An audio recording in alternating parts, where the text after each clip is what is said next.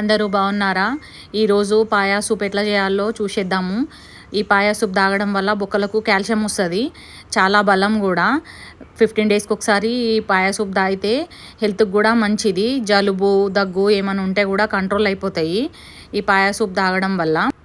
ఈ సూప్ తీసిన తర్వాత ముక్కలు మిగులుతాయి కదా, అవి కూడా కర్రీ చేసుకోవాలి.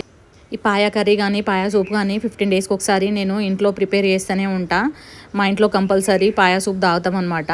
ఇది రైస్లోకి బాగుంటుంది, చపాతీలోకి కూడా బాగుంటుంది. ఈ కర్రీ చాలా టేస్టీగా ఉంటుంది, మీరు కూడా ట్రై చేయండి. ఇప్పుడు రెసిపీలోకి వెళ్ళిపోదాము. ఒక కుక్కర్ పెట్టేసేయాలి, పొయ్యి వెలిగించేసి తర్వాత ఒక పావు నూనె పోసేసేయాలి. పావు నూనె పోసిన తర్వాత 2 స్పూన్లు నెయ్యి కూడా వేసుకోవాలి. కంపల్సరీ నెయ్యి వేయాలి, నెయ్యి వేస్తేనే పాయా సూప్ అనేది టేస్ట్ బాగుంటుంది. ఇక్కడ రా గరం మసాలా వేసుకుంటున్నా నేను. ఒక 10 మిరియాలు, 4 యాలక్కాయలు, 2 దాల్చిన చెక్కలు, 1 మరాఠీ మొగ్గ, 4 బగారాకు, ఒక పావు టీ స్పూన్ సాజీరా కూడా వేసేస్తున్నా నేను. ఇవన్నీ కొంచెం ఆయిల్లో ఇట్లా ఫ్రై చేసుకొని తర్వాత ఉల్లిగడ్డలు కూడా వేసుకోవాలి. ఉల్లిగడ్డలు కొంచెం ఫ్రై అవ్వాలి అన్నమాట. ఉల్లిగడ్డలు ఫ్రై అయితేనే సూప్ అనేది టేస్ట్ బాగా వస్తుంది, అది ఒకటి గుర్తుపెట్టుకోండి మీరు ఖచ్చితంగా. తర్వాత కొత్తిమీర పుదీనా కట్ చేసి పెట్టుకోవాలి, కొంచెం కరివేపాకు కూడా కట్ చేసి పెట్టుకోవాలి, అది కూడా వేసేయాలి. అది కూడా వేసిన తర్వాత వెల్లుల్లిపాయలు ఒక 5-6 తీసుకొని ఆ రెబ్బలని ముక్కలు చేసి కట్ చేసి అది కూడా వేసుకోవాలి. అవి కొంచెం ఎక్కువ వేసుకున్నా ప్రాబ్లం ఏం లేదు. నేను ఒక 5-6 పెద్ద వెల్లుల్లి రెబ్బలు తీసుకొని ముక్కలు కట్ చేసి వేసుకుంటున్నా. ఇవి కూడా ఒక 3 సెకండ్స్ అట్లా ఫ్రై చేసుకోవాలి. ఇవి కూడా ఫ్రై చేస్తే స్మాష్ అయిపోయి సూప్లా టేస్ట్ అనేది బాగా వస్తుంది అనమాట. ఇదైతే స్కిప్ చేయకండి. తర్వాత కొంచెము అల్లం వెల్లుల్లి పేస్ట్ కూడా వేసుకోవాలి, ఒక పావు టీ స్పూన్ అంతా. చాలామంది కార్న్ఫ్లోర్ అది ఇది వేసి చేసుకుంటారు, అట్లా చేయకూడదు. ఇది ఒరిజినల్గా ఎట్లుందో అట్లనే చేయాలి, అట్లా చేస్తేనే టేస్ట్ బాగుంటుంది, స్మెల్ కూడా ఏం రాదు ఇవన్నీ ఫ్రై అవ్వడం వల్ల. ఇక్కడ నేను అల్లం వెల్లుల్లి పేస్ట్ కూడా వేసేస్తున్నా. ఇది కూడా కొంచెం సేపు ఫ్రై చేసుకోవాలి, ఒక 2 సెకండ్స్ అట్లా ఫ్రై చేసుకున్న తర్వాత ఇవి కాళ్ళు మనము ఒక 6 తీసుకోవాలి. 6 కాళ్ళు తీసుకొని ముక్కలు కట్ చేపియాలి, మేక కాళ్ళని ముక్కలు కట్ చేపించి అవి కూడా వేసుకోవాలి. ఇది ఎంతసేపు ఫ్రై చేస్తే అంత టేస్ట్ బాగా వస్తుంది. ఇది మీడియం ఫ్లేమ్ మీదనే ఫ్రై చేసుకోవాలి. మేకకాళ్ళు కట్ చేపించిన ముక్కలు దొడ్డు పేసి ఒక 10 నిమిషాలు నానబెట్టాలి వాటర్లో. తర్వాత బాగా రబ్ చేసి రుద్ది కడగాలన్నమాట. కడిగి ఇప్పుడు నేను వేసేస్తున్నా ముక్కలు. చూస్తున్నారు కదా ఎంత నీట్గా ఉన్నాయి, లేకపోతే కొంచెం స్మెల్ వేరేలాగా వస్తాయి అనమాట. ఇవి ఒక 2 మినిట్స్ ఫ్రై చేసుకోవాలి. ఫ్రై చేసుకున్న తర్వాత కొంచెం సాల్ట్ కూడా వేసుకోవాలి. 1/2 టీ స్పూన్ సాల్ట్ అయితే సరిపోతుంది, మరీ ఎక్కువ సాల్ట్ వేసుకోకూడదు, సూప్ అనేది టేస్ట్ ఉండదు. ఇవి ఒక 2 మినిట్స్ ఇట్లానే ఫ్రై చేసుకోవాలి.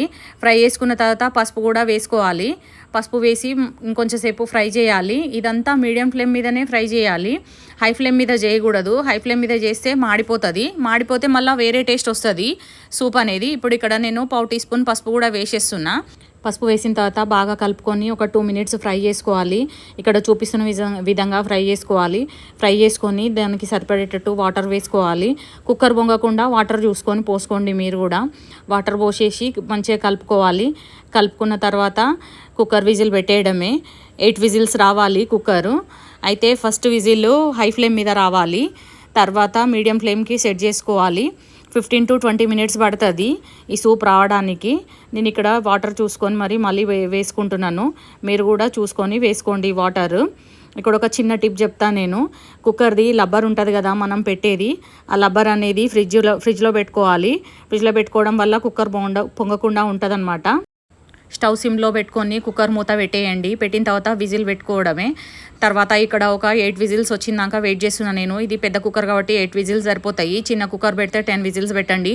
10 విజిల్స్ పెట్టినప్పుడు మాడిపోకుండా చూసుకోండి, ఒకసారి మాడిపోతుంటుంది, జాగ్రత్తగా చూసుకోవాలి. మాడిపోతే మళ్ళీ సూప్ అనేది ఫ్లేవర్ పోతుంది.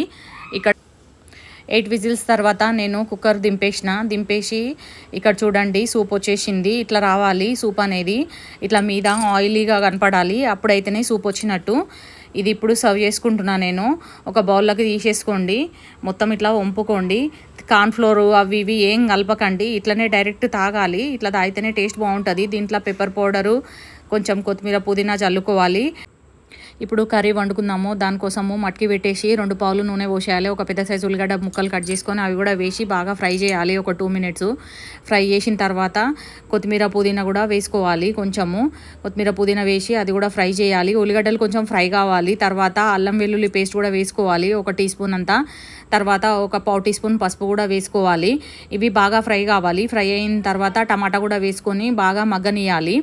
ఒక 3 టమాటాలు కట్ చేసి ముక్కలు కూడా వేసేసుకుంటున్నా నేను.